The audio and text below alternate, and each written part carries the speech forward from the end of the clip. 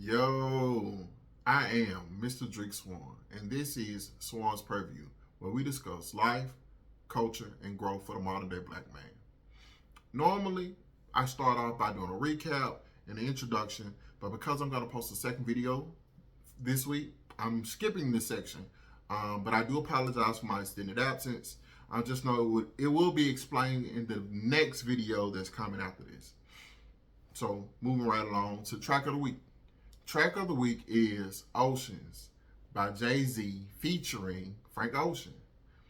This song is on the Magna Carta Holy Grail album, one of my favorite albums. I can run it front to back 30 days straight, literally no skips. But I love this song, this track in particular. It's inspirational, it's reflective, and it's about legacy. It's also about expansion. All the things we as black men are trying to build, attempting to build, are building. That brings me into today's episode. Today's episode is becoming the man you promise yourself you'll be. Let me start by telling y'all about the man I told myself I would become. At the beginning of 2026, I did something different this year. Instead of setting out a New Year's resolution, I set an end of the year goal. And this goal is a pass or fail, nothing else. My goal for 2026 was to become a fearless black man. And as I stated, it is a pass or fail goal. Now understand, I have set a few smaller goals throughout the year as markers toward the larger goal, but ultimately, again, the goal is to become a fearless black man. Let me tell you what that means for me. The first set of markers I set out was making sure my health was up to par.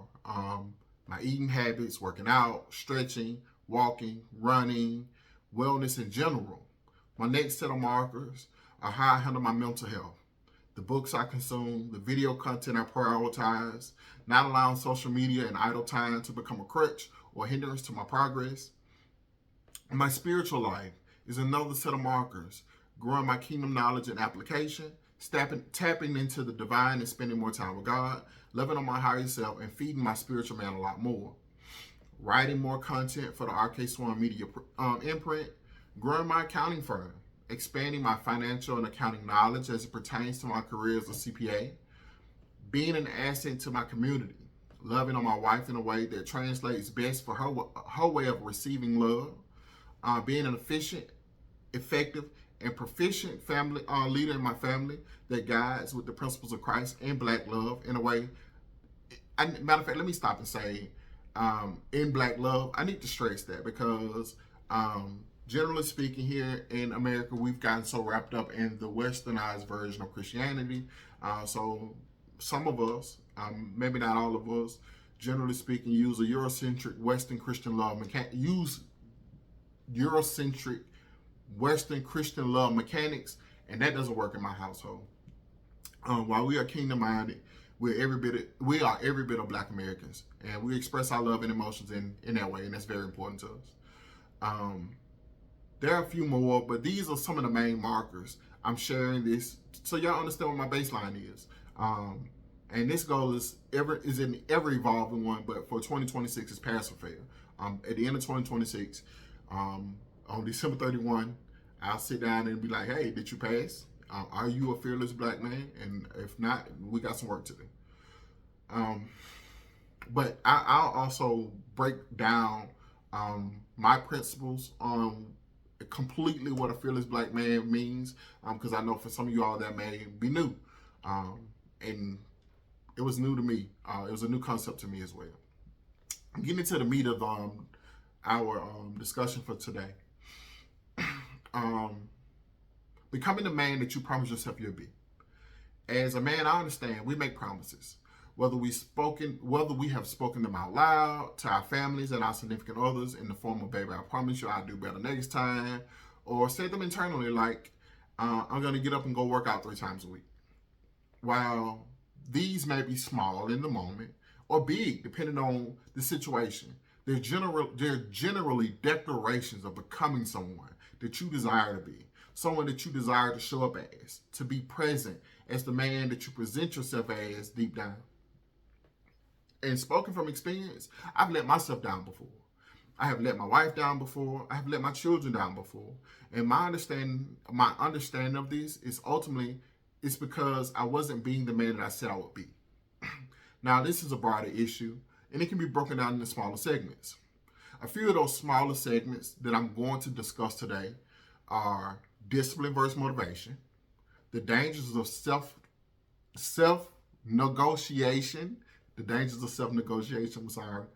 integrity when nobody sees, men who drift versus men who decide, why transformation is boring before it's visible, and the difference between the vision board and execution. Excuse me. Gotta get me some water in my system, talking too fast. I gotta remember, like, this is our community where we can discuss things, and I'm not actually lecturing you all. We are in this together, discussing things together. So let me slow down. First thing to understand is motivation is cool, but it fades. If you're waiting for motivation to inspire you to get it done, then it's not gonna happen, because motivation is emotional. It shows up in waves. It's not dependable. Now, discipline, on the other hand, discipline is structural. It shows up on schedule. It demands accountability, consistency, and the work to be put in is often and on all the time. Discipline is built, and once the foundation is laid, it can be counted on to sustain because it's a system. It's embedded in the program that we adopt. It also shows up in the food we choose to eat and the times we choose to go to bed. Discipline literally does not negotiate, which goes on to our second topic, right? The dangers of self-negotiation. If we do not want to let me back up. If we don't know what self-negotiation looks like, the best examples I can think of in this moment is I can work out on Monday instead of doing it right then, or I'll do it later, right? I'll start that assignment tomorrow. Self-negotiation allows for bad habits like procrastinating, eating food that you shouldn't eat, going places that you know mean you know good, and not taking care of yourself and family. I'll leave you with this. Every time you renegotiate, let me back up. Every time you renegotiate with yourself, you're lowering your own credibility. That was very important. Tried to get it out. I was struggling, okay? The third point is men who drift versus men who decide. Men who drift react to life. They are victims of circumstance and always being reactionary. While men who literally design their life. They control the board. They make decisions and build toward end goals that align with those decisions. They are planned and they are methodical, right? Moving on to, you have to understand that the transformation process is boring and sometimes lonely before it is ever visible. Because my biggest example of this is myself, actually, right? When it comes down to losing weight. As a professional yo-yo weight loser, I am here to admit that. I can admit that I'm a professional yo-yo weight loser. I can attest to the fact that on many occasions, I have gotten discouraged because I've lost 20 pounds, right? Or 40 pounds, actually. And I didn't see a physical change. I didn't see, outside of number on the scale, maybe my pants felt a little looser, right?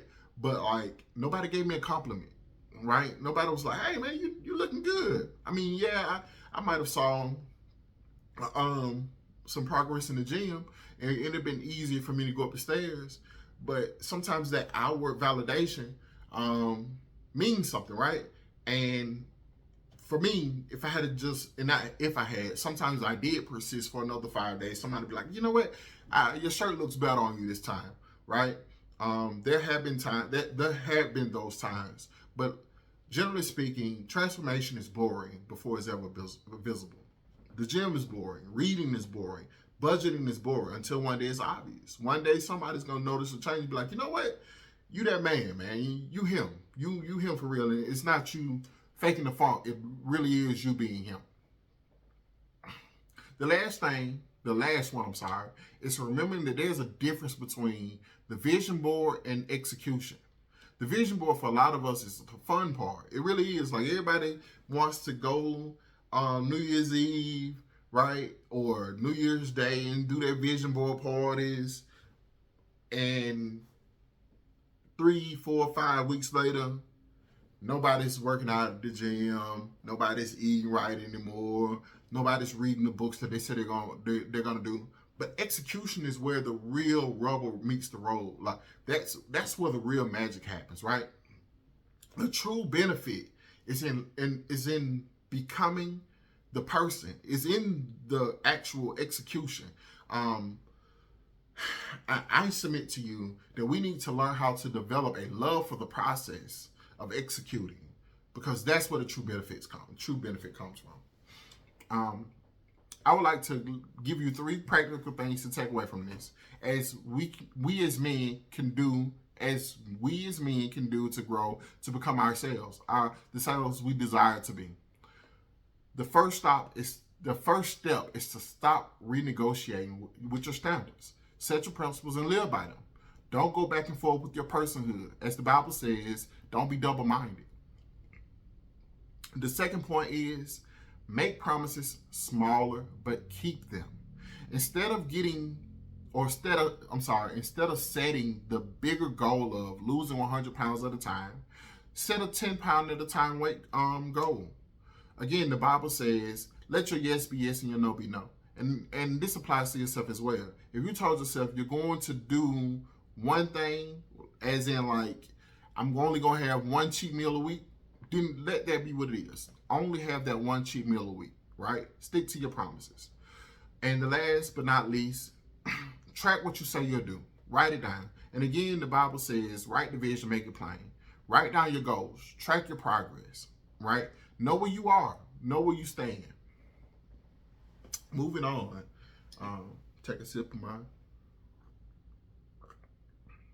my cup. The Did You Know Fact of the Week. My Did You Know Fact of the Week is all about Mr. Stay Hard himself, David Goggins.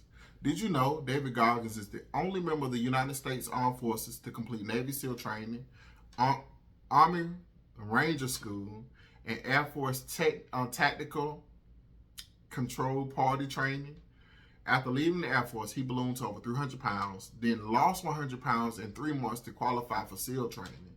He later became a ultra endurance athlete, and once held the world record for the most pull-ups in 24 hours. That's what refusing to renegotiate with yourself looks like. Shout out to David Goggins and stay hard. Oh, we are moving today. I think this is probably gonna be my quickest video that I posted thus far. My book suggestion of the week is Eat That Frog by Brian Tracy. And this book, Eat That Frog by Brian Tracy. In this book, it gives 21 ways to stop procrastinating and become the master of your own time. My favorite chapter of this book is the chapter about, just look at my notes, I'm sorry. One oil barrel at a time. It essentially for me, what it means is taking one step at a time.